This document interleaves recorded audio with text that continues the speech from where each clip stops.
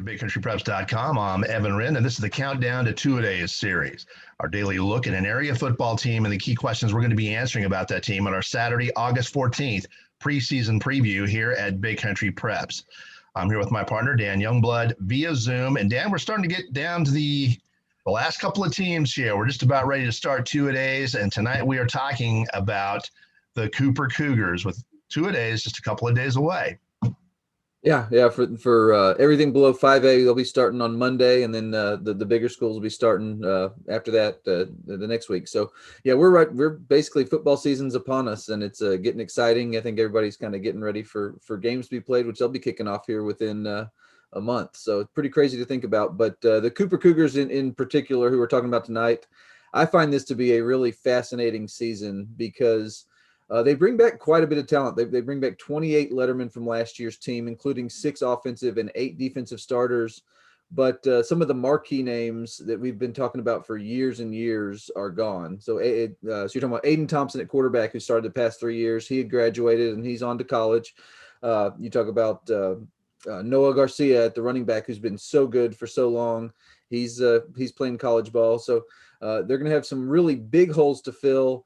But it's going to be interesting to see kind of how they do that. At the quarterback position, Cullen McMillan is back after being their backup in previous years. They've got a couple of really good candidates at running back, headed by Jeremiah Riley, who got some pretty good experience last year. But there are some question marks just in terms of how they're going to fill some of these playmaker roles.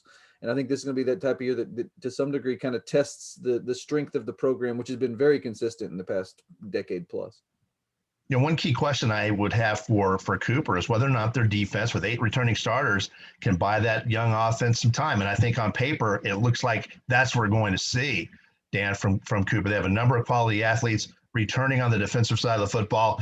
Jacob Diax with 95 tackles, Lawrence Dials with 91 tackles. These are quick linebackers in that 3-4 system. They have a promising junior, Jonathan Van Winkle, who had 100 tackles last year as a sophomore. This guy's a promising player. So will they buy that young offense a little bit of time, and will we see a really quality Cooper defense in 2020? Yeah, I think so. I think so. I think looking at what they've got back defensively, Coach Aaron Rohn has to be super excited. And he's a defensive guy anyway. He was a former defensive coordinator before he took over that head coaching job. And this looks like it could be a really, really special defense. You talk about that linebacking core in particular with Diax, Dials, and Van Winkle. These are guys who were big-time playmakers for him last year, and you'd expect them to even be better this year. They've got a couple of nice guys up front. You talk about Jacoby Moore up front, who had 38 tackles at the defensive end position last year.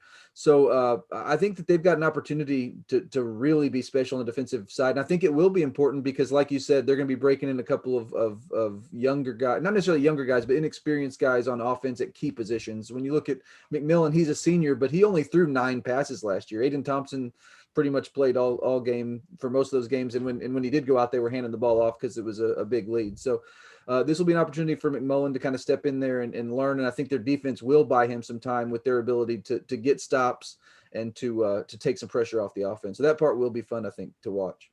Another question too, and can Cooper keep its offensive continuity going with the departure of offensive coordinator Danny Dudgeon to Quad? Yeah, I mean, that's a good point. And it will be interesting because really the last 2 years, and this tells you, I think, the strength of that coaching staff is 2 years ago, they lose Jonathan Haddock to Plainview. That was his first year as Plainview's head coach. This year, they're losing Danny Dudgeon to Clyde.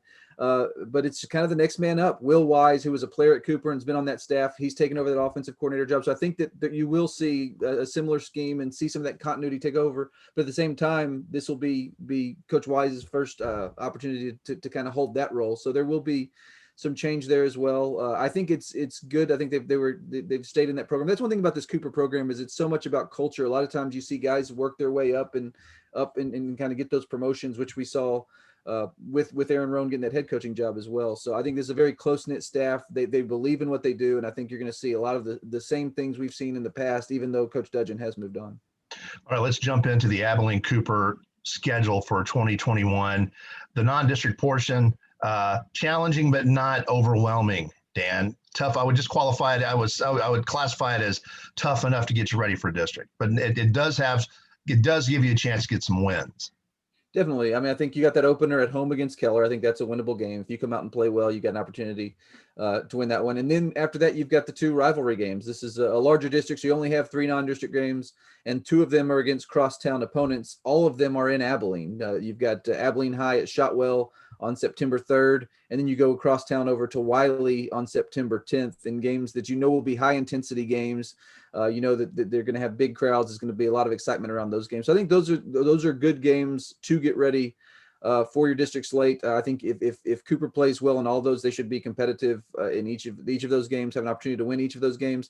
And then you go into district, playing well, feeling confident, and in district, it's going to be interesting. I think this isn't an overwhelmingly strong district, but it does have some teams that are going to be challenges. I think we look at Azle, I think is probably Cooper's chief competition for the district title as it was last year.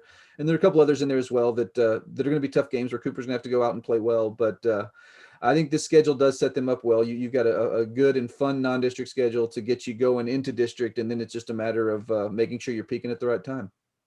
All right. Game of the year for Cooper. How do you see it? What's the one most important game on their slate, the way you view it? Yeah, I think to me it's that October 29th game at Azle. That's the big one. They've played Azle each of the last 2 years. They beat them in the second round of the playoffs 2 years ago. Last year beat them for the district title. And then this year you get them in the next to last week of the season. It's going to be a really big game, I think, and that's the one, in my opinion, that will decide the district championship. I almost agree with you. I think the Azle game is going to be very important, but I think the surprise team in that league is going to be Fort Worth Brewer, with 18 of 22 starters back from last year. I think Brewer's going to take a big step forward. They're going to be very tough, and that game's on the road, so that's going to be a very important game to get in the win column for Cooper about midway through district. That's going to be one that they've got to take. I think if they win that, then it sets up the Azle game. I think that's a fair point. And I think there are going to be several of those games. There are a lot of teams in this district that aren't necessarily overwhelming names, don't necessarily have overwhelming history, but have been improving in recent years and kind of making themselves a formidable opponent. Cooper last year, I think, was better equipped to kind of roll over some of the teams than it may be this year, just in the fact that I'm not sure their offense will be quite as explosive. So you may see more closer games where the fourth quarter will kind of decide them. But I think that Brewer game could be a big one, and I think the Azle one, even if regardless of what happens at that point, I think will be a big one for seeding in any event. All right, that's just about going to wrap it up for tonight's episode of the Countdown to Two-A-Day series, the Abilene Cooper Cougars. But we want to remind you that on August 14th, that's a Saturday, August 14th, Big Country Preps will be releasing its annual preseason preview, where we'll answer all the key questions about Cooper and every other team in our area. No media source is going to be more thorough or more accurate about Big Country football than we are. Nobody's going to beat us. In the meantime, thank you for checking out this episode of our Countdown to Two-A-Day series, and make sure you tune in again tomorrow when we'll be wrapping up our series with the Abilene High Eagles here at BigCountryPreps.com.